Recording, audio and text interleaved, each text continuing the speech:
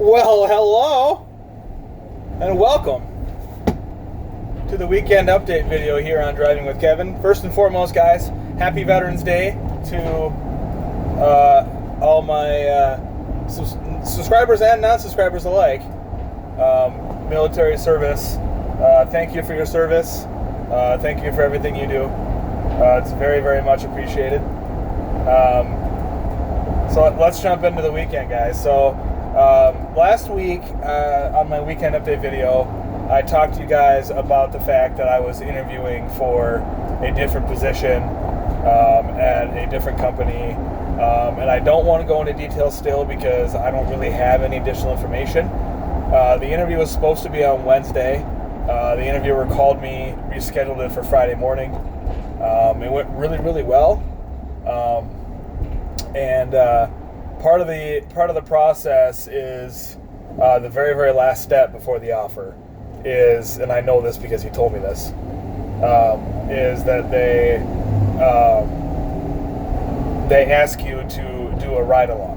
And the way the ride along works is essentially that I meet with somebody in the current position at a location, and I ride with him on his route through the day.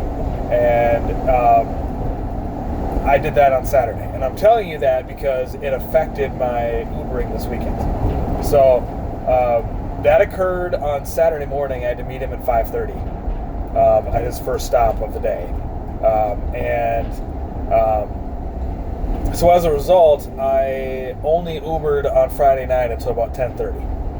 I was gonna go home at midnight. That was kind of my goal, but I was sitting around. It was slow, so I decided to go home early. And I really didn't make any money on Friday. I think I maybe made 40 or 50 bucks. Overall, Friday was just kind of a bust. So Saturday, I met the dude at 5:30. Went with him on his route at 3 stops. I got back to my car around 11, which is about 2 or 3 hours earlier than I thought I'd be. This is a volunteer thing. I don't get paid for it.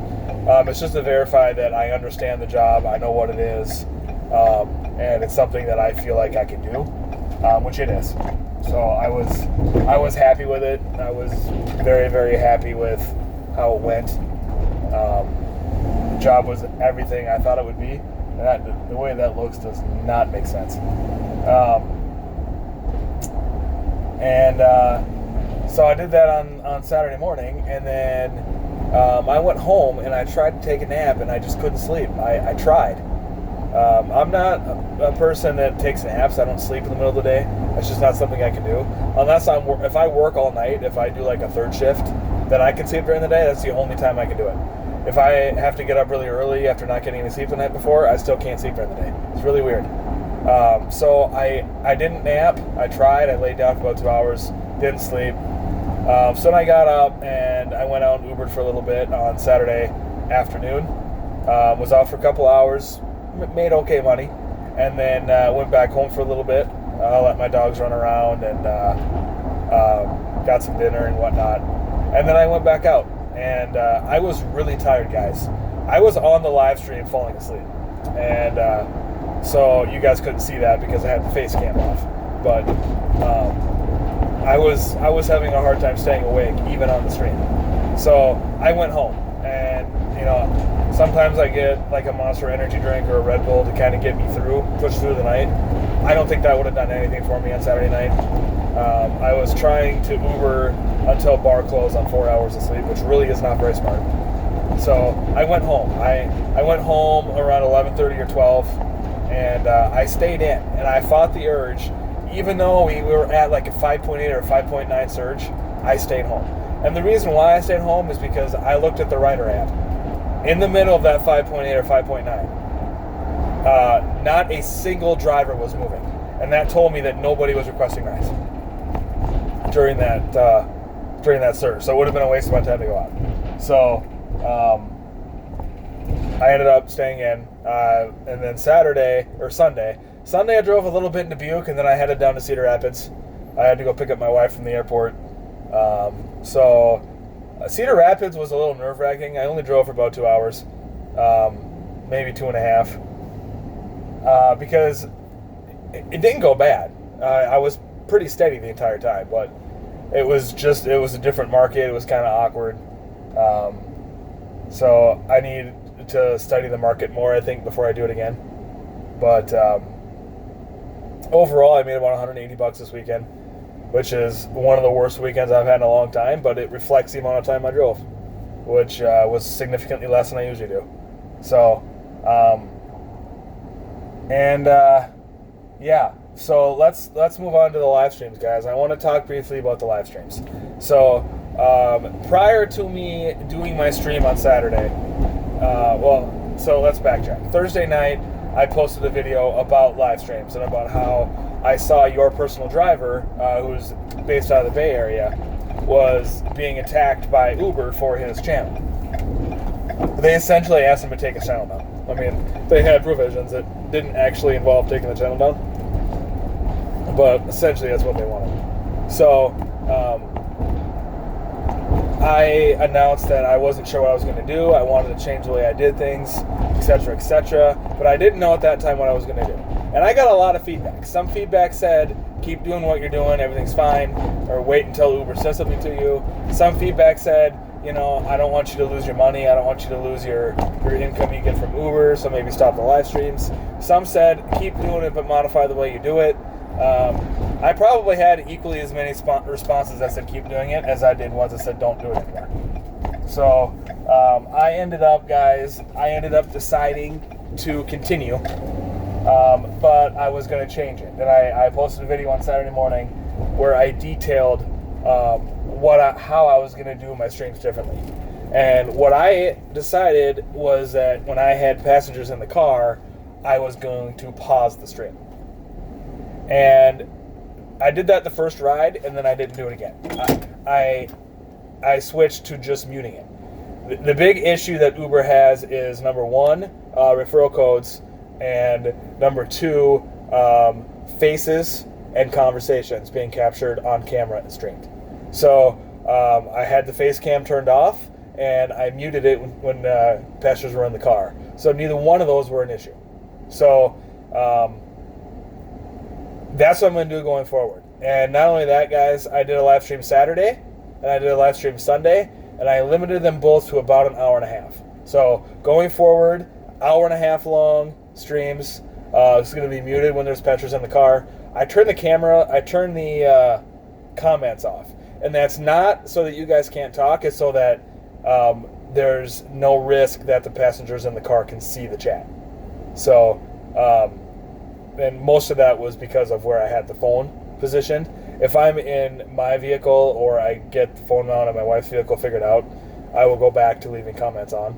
But for right now, that's the way we're going to do it. So, also, guys, I got a lot of messages on the Saturday stream of you guys thanking me for having the stream.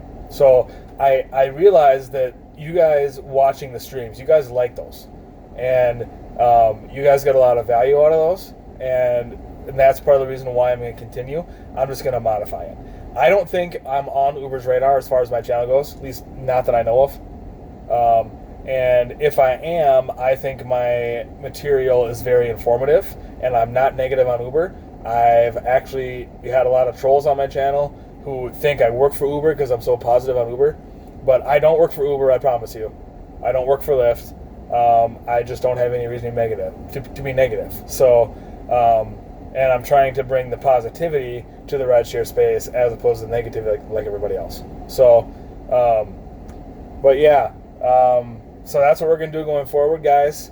For this week, I'm going to try to do a daytime live stream on Wednesday. Again, hour and a half, and muting it when I have passengers in the car.